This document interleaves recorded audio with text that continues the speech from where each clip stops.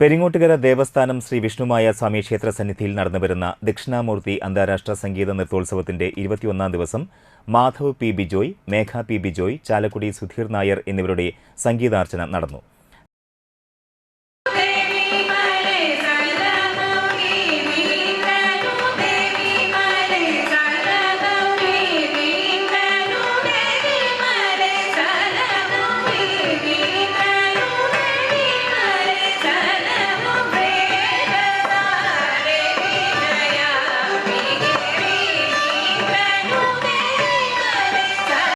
സന്നിധ ലക്ഷ്മി സുരേഷ്, ആർദ്ര സിദ്ധിവിനായകൻ, doctor Suneer Nair സിദ്ധിവിനായകൻ എന്നിവർ വയലിനിലും, doctor Pariyanampatta Baburaj, Ernakulam Naveen Narayanan എന്നിവർ മൃദംഗത്തിലും, ആലുവ രാജേഷ് ഘടത്തിലും പക്കമേളം തീർത്തു.